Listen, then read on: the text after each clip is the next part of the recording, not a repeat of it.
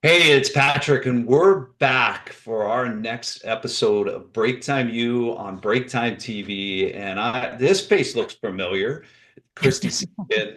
And those of you that have watched or listened to any Break Time U podcast, you're used to seeing her interview people.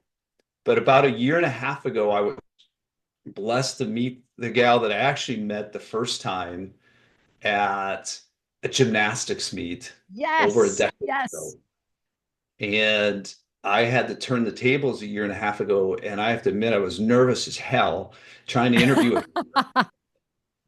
And You here we should are a not year be. later. She's the host of Break Time U, but we're going to do a little role reversal because Christy's got an amazing story beyond just interrupting this loudmouth gymnastics and quiet to she's been all over many national television. Let's just face it, I'm going to let you tell the story, but you've done national, you've done local, and anybody that's in Phoenix knows the face, knows the voice. So, Kristy, welcome back to Break Time U. Patrick, thank you for having me back. I am a control freak, so when I'm the person being interviewed, I don't like it as much. But because it's you, I agreed to do it.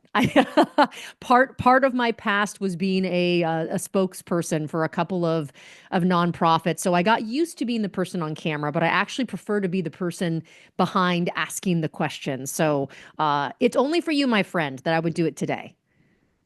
Well, it's not as intimidating, and I've said this.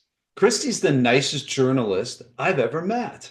And some of you will say, well, gosh, you haven't met a lot. Yeah, you might want to do a little No, research. Patrick has had many, including national media opportunities. And they're just like any industry, there's some good people out there and there's some not good people and people with agendas. So I'm glad that you're still talking to me today as a recovering broadcaster, Patrick. I appreciate it. Recovering broadcaster, Yeah. which is a good segue. Christy's got a heck of she's had a journey. She's had a lot of wins and a few, I want to call it instances where she likes to talk about where she lost once, but 100%. talk Bruises. talk about where it all started, your passion for just journalism. So Yeah. people get to know you that maybe don't know you as well as folks in Phoenix would. Tell the story.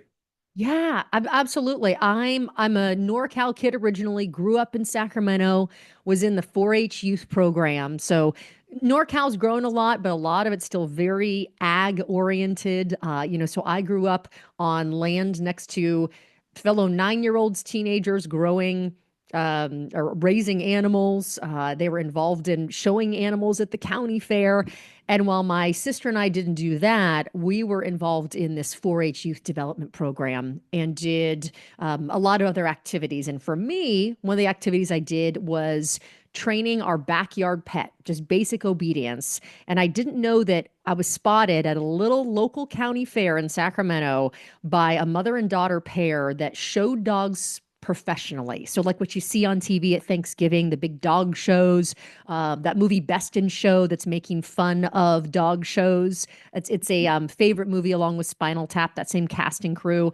That's what I did growing up. I was really involved in training and showing dogs, and my mom taking me around the country in a minivan with our Cocker Spaniels or pet German Shepherds so that I could pursue this passion. And I share that because that was a big piece of my life and really led me to the communications piece. I didn't grow up thinking, oh, I want to be a journalist.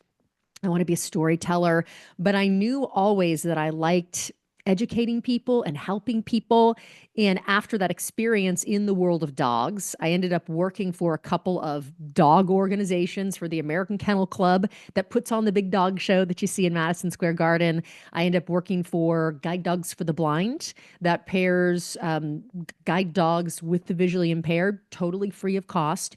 And those were the first experiences that threw me into that world of communications. And Patrick knows this story, particularly on the journalism front. Before I was ever a journalist, I had a chance as a representative of one of these organizations to be on TV. I knew nothing about TV. I'd never done an interview, but I knew my stuff because I'd been doing showing dogs, training dogs, learning about the breed since I was 8 years old. Short version of the story, I thought I did a great job in the interview, sharing all this information. I had all these details. It was, me sharing my expertise on behalf of this organization.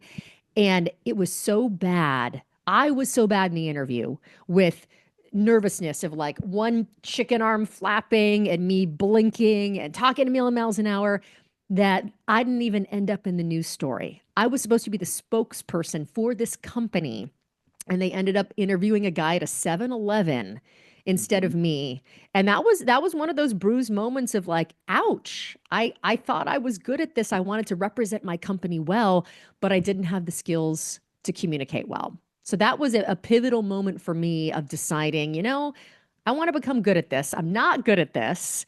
And eventually going back, pursuing a master's in multimedia journalism, getting to start my career on the journalist side in San Francisco, worked for CBS, their CBS affiliate in San Francisco. Eventually ended up here in Phoenix with some other bumps along the way of some scary instances with gas masks and fires and our van windows being bashed in.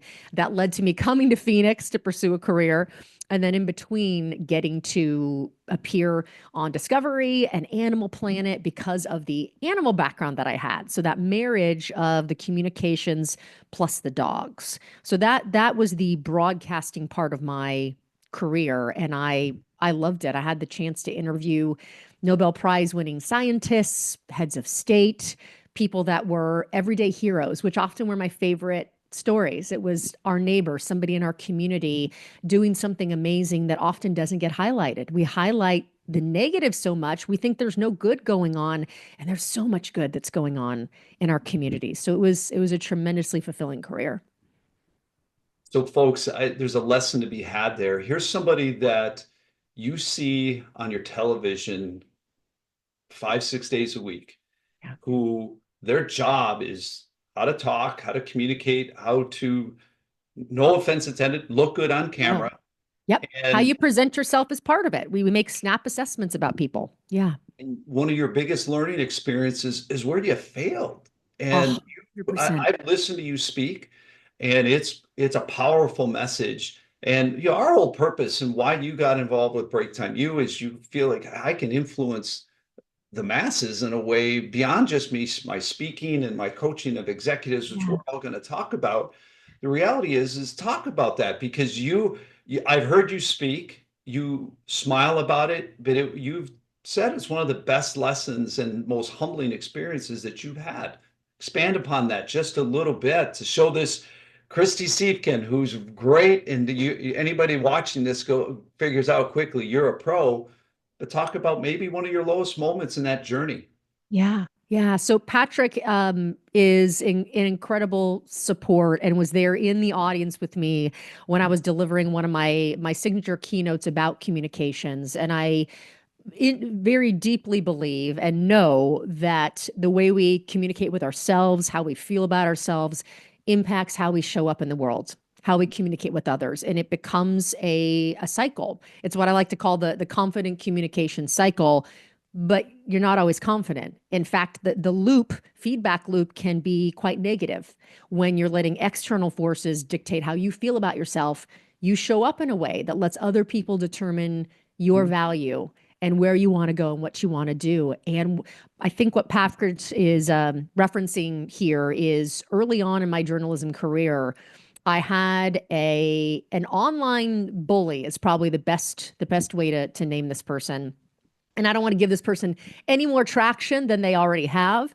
But this Right. person decided when I was on air in San Francisco to start writing horrible things about me. And you'll have to remember, I have no digital footprint at this point, right? The internet and people's online personas, this is pretty new. So if somebody who has a blog with a lot of traction to it, what they write about you is going to be the first thing that comes up under your name. Mhm. And this person decided, even though of my own accord of working, I was working full time in grad school and working 3 days a week at a station and had a part time job to be paying for living expenses. I had, gone through the blood, sweat, and tears to get this job, and I was so excited for it.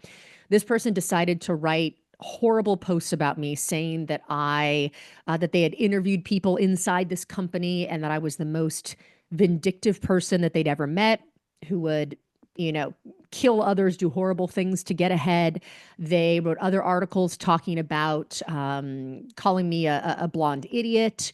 They wrote other articles saying that I had slept with the president of the company to get my job.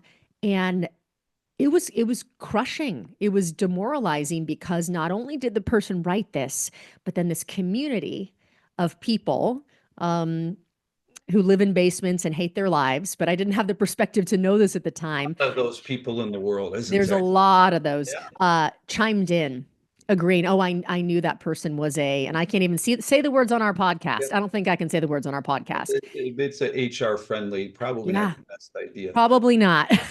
And you think about, we know this well, HR now, when you're hired for a job or you're looking to expand into a full-time job, because I only had part-time work, your digital footprint is such a huge piece.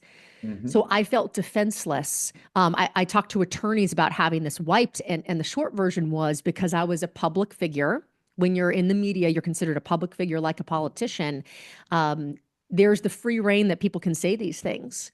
So here I am banging on doors of stations trying to get full time work, and people are believing these horrible things that this person wrote about me.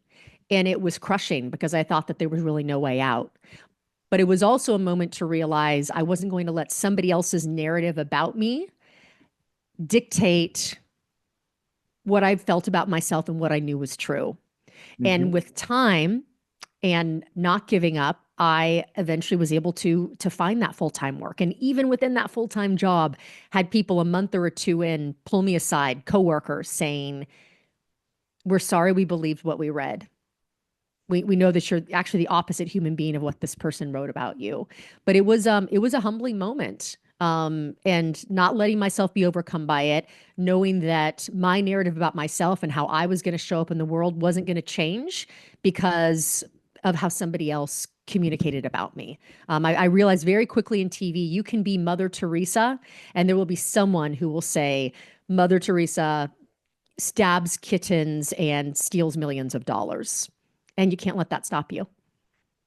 So anybody that has got to know Kristy or spend time knows that overcoming that in anything that was ever written is the biggest crock of shit that I've ever heard. And I'm going to be that blunt on an HR friendly show because this she's literally the nicest journalist I've ever met. And I say that again for the second time in this podcast because that's the truth. I've met from all over the globe, and but the reality is you were not going to let somebody else tell your story, which Yes. when I listened, so I've known Kristy almost getting close to 2 years, and I've watched her on the television for over a decade. Yeah. Like minus when she said, "Hey, you've got to be quiet over here at this gymnastics meet." We'll get into that. Did Yeah, I call you? So to give context, Patrick and we didn't officially meet, but right. Patrick was announcing at a gymnastics meet.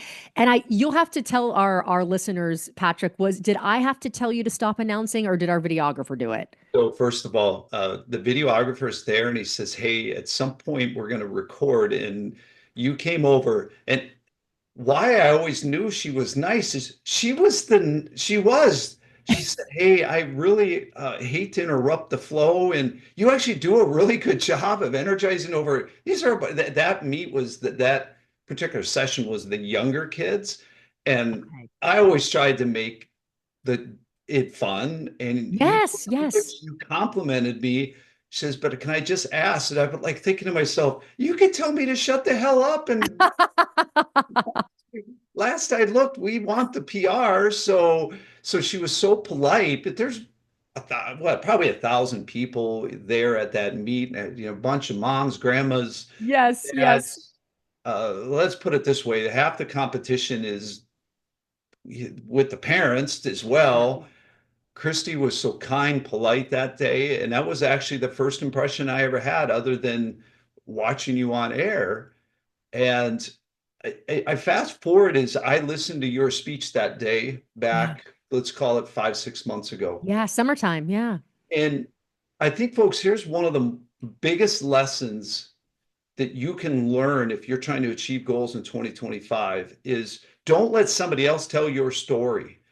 And Yes. as I listened to you speak that day, I started going back through these memories of impressions Mhm. that I had in my interactions, and then watching you on air. And then I never knew that story. First of all, I'm pissed because I'm also an Irish Catholic former goon hockey player. Uh, Oh, I'd let you loose on him, Patrick, for sure. I was ready, Yeah. but don't let somebody else tell your story. And I've Yes. watched the body language in that room, and you could heard it a pin drop, and it's such a powerful message that you Yeah. told. And I even I use a through line, and this is part of what I teach clients to do as well, is using a through line, a narrative when you are telling a story, whether it's 90 seconds, a whole hour long keynote. And the phrasing I used, if you remember, Patrick, I used phrasing and concepts connected to journalism. And I used the phrasing, don't let somebody else control your lighting. So what you just said is perfect. Don't let somebody else control your story. Don't let somebody else control your lighting. Meaning, even on a news set, when you're sitting down and being interviewed, if you're someone like I was at one point, you're a one-man band journalist and you're the reporter, you're the videographer, you're the editor, you're on a deadline, you're trying to set the equipment up. If they set up a can light that's lighting half your face like Phantom of the Opera, or the camera's going up your nose and we can see you need a nose hair trim, speak up, right? Don't let the journalist put you in that poor lighting, literally. But how that translates in our professional lives, our personal lives, is don't let somebody else create cast the shadow or cast the light of how you are going to be perceived and how you're going to react. And I will say, going back to that gymnastics meet and your observations, I always try to communicate with empathy, with compassion.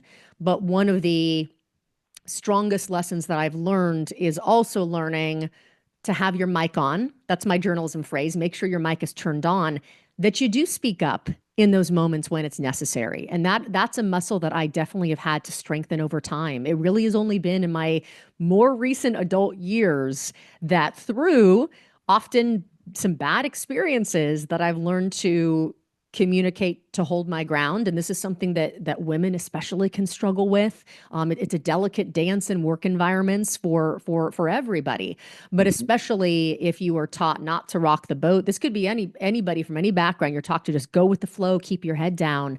There's a point at which you will cease to progress as a human being and in your career if you don't speak up. And so that's something I'm also very, very passionate is teaching people to do that.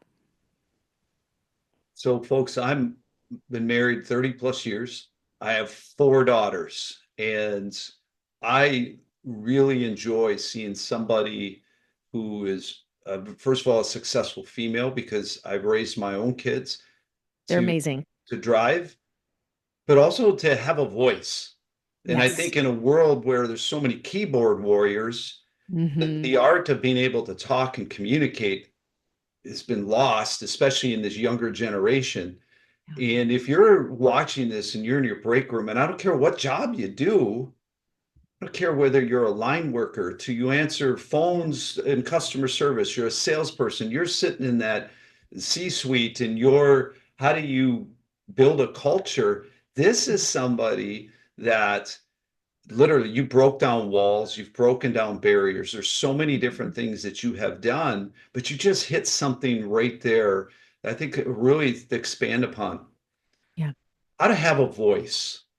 There's Hmm. got to be, and this is what you coach, this is Yeah. what you teach, and talk a little bit about that, that this is Yeah. what you do. Expand upon that if you can, and what you teach people, and what's the trigger, and Sure. how do you tell people to take a deep breath? Yes. Well, it's very interesting as my company has evolved. I started out specifically doing media coaching, getting people ready for television interviews, panel interviews, being interviewed even if you're a job candidate. So many interviews now are over Zoom, or you have to submit a video as your first round of an interview, or even for a promotion inside your company. So I started teaching that.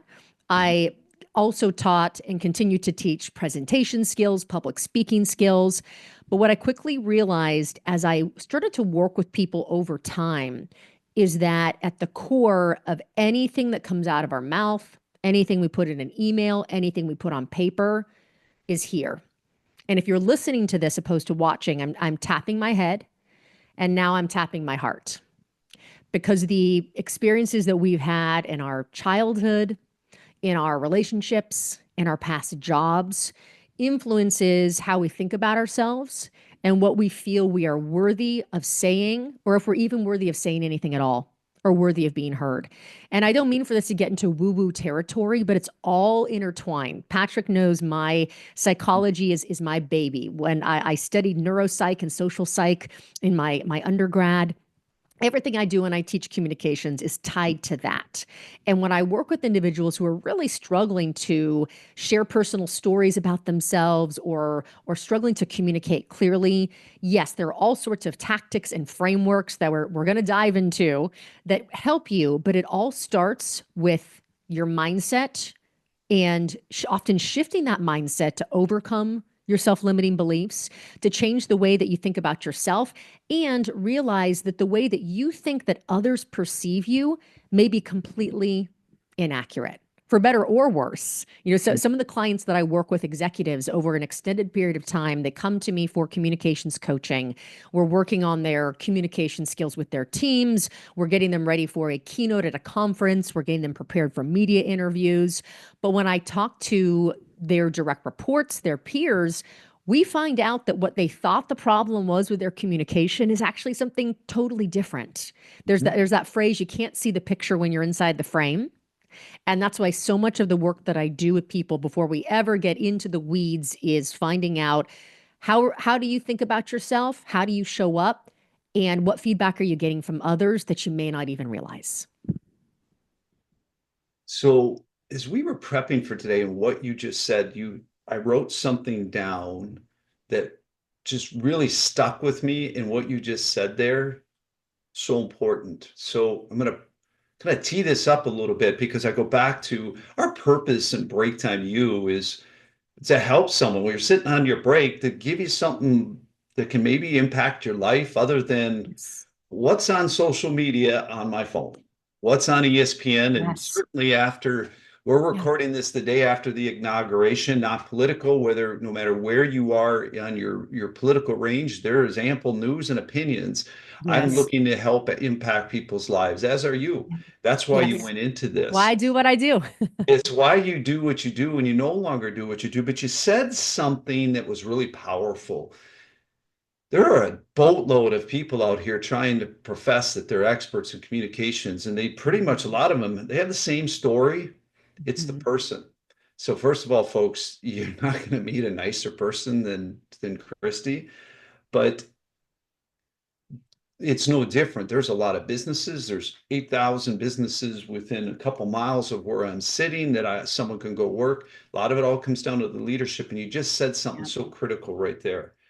Most people don't realize what their shortfalls are. Why do you Hmm. think that is? I mean, what in your experience have you found that's the cause of that? And what are you doing to get somebody to change? Because it'd be one thing that Patrick realizes that maybe it's this, not that. But what are you doing, Kristy, that's bringing people Hmm. now that you've built this great business on to talk about that? I think the problem that we talked about before of people not speaking up perpetuates this cycle of people not realizing there's a problem. So in a world where, yes, I'm a huge advocate of empathetic communication, of communication that is audience focused and your audience being the hero and number one, figuring out what their needs are, what their wants are. There is fear, right? Think about in the workplace. If you've had a crappy boss, we all have at some point, there maybe have been moments where you've been afraid to say something because you felt there might be retaliation, or you know that Nancy or Bob, they're just this way, they've always been this way, they've been in this role for 20 years, there's no changing them. What I quickly discovered, especially working with a lot of people that you look at from the outside and you go, wow, they're shiny and impressive, they've got the title, they were frankly clueless about how the way they treat people is coming off, how the way they communicate to people is coming off, because people, especially who report to them, were afraid to say anything. And so that is really the part of the power of being an outsider and getting to come in and get feedback from people anonymously. I never ever want to put somebody in a position where their job is at risk or where they feel like they can't speak up. But my job, just like as a journalist, is to take a ton of information, consolidate it, and be able to communicate succinctly. This is the point of it. This is your call to action. It's what I do with my clients as well, is get that input and share. These are some of the areas where there's gaps. And sometimes the person who I'm coaching will realize, you know what, I maybe I did hear that once or twice or had an inkling. Sometimes they had no inkling. And this for me is this is actually crushing, Patrick, when you meet somebody who is struggling as a leader and they didn't even realize that the way they were communicating and leading was negatively impacting somebody. It's the I wish somebody had told me this earlier in my career. I Sure. wish somebody had let me know. I didn't even know that this was an issue. Now, in terms of getting them to change, this is the key of any good messaging and any good communication. What's at stake if you don't change? And what are the rewards if you do change? And if you think about the idea of vitamins versus painkillers, yeah, I've got vitamins on my counter. I should probably take my vitamins. I know it'll make my bones stronger and it'll make my joints hurt less, but I kind of pass up my vitamins every day, right? But when I have an infection and my throat is screamingly painful, I can't get that prescription from the doctor quickly enough to take it to make the pain go away. So and this goes back to the psychology of it. We often respond to pain more than pleasure. So you can tell somebody all day, do these things and they will make your life better. It's when you show someone what's at stake for them about their inability to excel in their career, maintain relationships, keep their employees. You know, for some people, and often these, what I coach them spills into their personal lives. They realize they may a miss out on a long-term friendship, or they may ruin a long-term friendship or a relationship if they don't change the way that they're communicating. And when you can see that and see the stakes are this high, what do I really value and how is my inability to communicate and lead affecting that? That's when the shift happens for people. And also making them know that letting them know that there are solutions. So I don't know if you remember that campaign from the 90s. If you're a 90s kid or even an adult growing up in the 90s, there were those ads, this is your brain and this is your brain on drugs. Yeah. And they would take an egg and they'd crack it and they'd throw it in the frying pan. Yeah. And so it was kind of this fear mongering campaign. And this happens in media too. Do you think that campaign was a success, Patrick? Do you know anything about it, about the effectiveness? Well, I don't know anything about the effectiveness, but the reality is that anybody even remembers it, it had to have done something right. But I'd love to hear because you clearly do know. It's the tell. So we remember the campaign, right? The Yeah, visual was potent, which is a great piece of storytelling. It yeah. had a great tagline, but you know what was missing? And this is what I'm tying to getting to this story and this explanation of getting people to change. There was no resource of hope. There was a tagline of, contact drug free America or drugs.com or no drugs.com. Probably wasn't drugs.com. That's promoting it as opposed to helping, but it didn't paint a picture for people of how better their life could be if they got help. And that is the missing piece often when we're trying to persuade somebody and we're even painting that picture of this is what's at stake for you, your company, your relationship. We can instill that fear, but unless we give somebody a roadmap of how to get better and what their life will look like or what the company will look like once they are better, you don't have that motivation to change. Those are two essential components. Well, I've always asked people, and when I write a blog for BreaktimeU is if I did something today and I'm trying to do something and I changed today and I did it every day for the next week, month, year, Mhm. much better would my life be? Yeah. And unfortunately, let's face it, we just got past National Quitters Day. And why? Because everybody made New Year's Hmm. resolutions, and it's the first Friday. Uh, it's usually around the first full week. Yep. You know, Even a it's couple weeks in, how sad is that? We can't even make it past 2 weeks of a resolution or doing something new. But I'm seeing it at the gym. I'm like, whew, those temporary membership people, they're already gone. The gym's already quieter.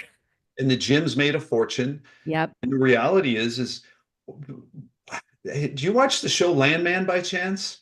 I want to. I saw it I binge watch TV when I'm at my parents' house back in California.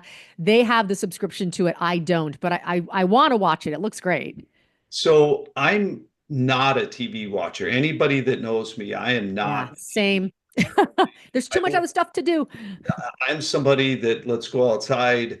Yeah. Someone says, did you watch the game this weekend? I'm somebody that's working on something around my house. I'm taking a hike. I'm doing Yeah. something. I'll listen to something Same. I was going to say audiobook I'll do before I'll do. all day Yeah. long. I have a whole lineup of Audible books that but the We're reality, twins, Patrick. I love it. I'm not a let's sit and watch a show. Every once in a blue moon, my wife's the opposite. She does enjoy, my kids are the same. I find something that catches my eye. Mhm. And Landman, I am a Billy Bob Thornton. I think he's a Ah, he's really fantastic. he's So a talented. fantastic actor. I like John Hamm. Reality is there's a line where he's talking about, well, communication's the root cause of so many problems, only Mhm. got a bunch of adjectives dropped in there. And Some colorful language to make it clear. Yeah. without question, so even within a, a mainstream show that a lot of people are watching and talking about, here is just that core point of something you coach. Communication is the root cause of so many different issues. Yeah. And I just what you just talked about there, most people don't even know that there's a problem. They Hmm. think that they could get up and give keynotes for a living and don't real and they think it's not that hard when I'm somebody who it's my cockiness of being a gymnastics announcer for 20 As it years. should be. Um, I could get up and talk. There's so many people that can't do that. And when you apply it to leadership, just even everyday life, you want to get better in life, listen, Yeah. go visit KristySiefkin.com and get some basic skills and be amazed in a day, a week, a month, a year, how much better you can get. I would imagine you see this more than ever. Is that fair to say? Now that you're a coach and Oh, you watch TV journalists? absolutely. Because when I had the chance to interview thousands of people over my career, but you're often getting to you meet them for half an hour and you've got your questions lined up, you've done your research, you're getting to know a little bit about them. Maybe you repeat interview a politician or a medical expert.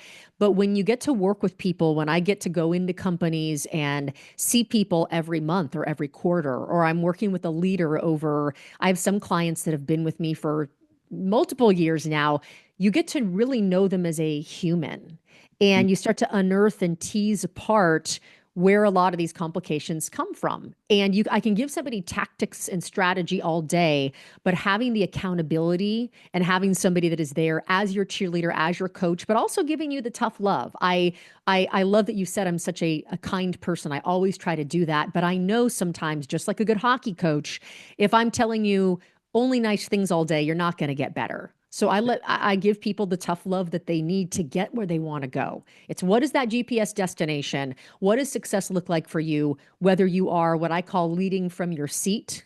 So maybe you don't manage anybody. Maybe you work in a solo role, but you are a leader within your company and you can help make that company successful by the way you treat your coworkers, the way you interact with your boss, the way you talk about the company that you are when you're in line at the grocery store or getting a snack at the gas station. We all lead, whether we manage teams or not. So you have the choice to get better at that, be better in your workplace, be better in your friendships, your romantic relationships, be better in your community. I think that community level leadership is more important than ever. We are going through a time of transition. No matter what political affiliation you have, where you sit on the spectrum, there will be big change. There always is when we have a change within administration. So, how are you going to show up in a way that's authentic to your values, your voice, and make a difference for whatever matters to you? What may matter to me and make my heart sing is totally different than Patrick, although he and I think, are aligned on a lot of things. That's okay. What are you passionate about? And how are you going to empower yourself to affect change through communications? And it's your point about Landman. Yes, ineffective communication causes so many problems. The flip side, and this is the hope at the end that I'm giving you. The flip side is when you can be a communicator who is empathetic, who is oriented toward their audience, who is compelling, who is memorable, and who knows how to get results, the world opens up to you. Warren Buffett, billionaire, one of the most successful billionaires of our time, talks about how the singular most important skill that you can develop is communications and public speaking. And he was, I'll get the precise quote, not correct here, but he talks about increasing your value by 50% by becoming a good communicator. That value is not just what you're getting on your paycheck. That value is your ability to persuade and influence people in every single area of your life. Well, Kristy, what I'd love to in our next episode is to dig into that and how you can help them. Maybe some examples of what you've done in your Love to. career, in your journey, because I think people, I go back to what's BreaktimeU all about is that 50%. It's getting off the keyboard and thinking you can make an impression and sell a product by never talking to somebody. That never happens. So, No. folks, we every time we end an episode, we do the break time minute, and I am going to lead off here. Please And do, Patrick. Inspire me with your communication. so this, though, I bet Kristy is not going to expect that I'm going to say, but if you've listened to this entire episode, there is an innate skill that Kristy is dynamic at. She can listen and remember questions that I could ask 10 minutes ago. And there were times I referenced a couple things, and I was amazed, and I continue always to be amazed that she parks that, she remembers it. You can always tell if someone's writing something down. Learn that skill. I think listening and an ability to comprehend, answer questions, it's still one of the most, I mean, again, we've all watched the politicians, whether you like them or hate them, the last couple weeks. They're masters of not answering the question. They want to get. Oh yeah. That's a whole skill set. It's called bridging. It's a technique that I teach. I try to teach it for good, but it can be used for bad to focus on the message that you want opposed to what somebody else needs to hear. So if I'm going to give somebody, as I would encourage you to rewatch this and watch how Kristy parks questions in her head and answers them, even though I may have asked it 15 minutes prior. So that's my break time minute. Kristy, how about you? That is a beautiful, beautiful compliment. Thank you for that. And I didn't know that's what you were going to share. I think for me, as we're chatting here, I'm excited in our next episode to dive into more what we talked about. How can you make small changes? This isn't overhauling your life. I'm going to commit 5 years to becoming a better communicator. I've committed my life to it. I'm never going to be done.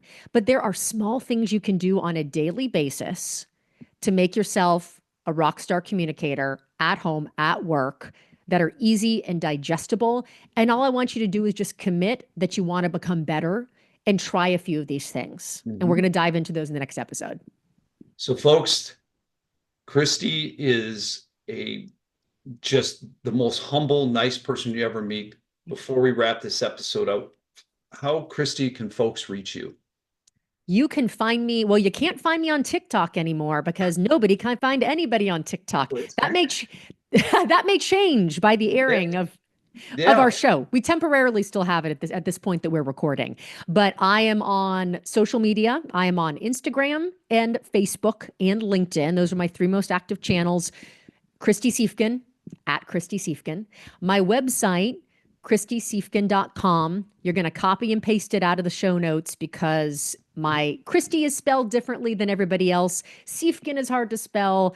So don't worry about that.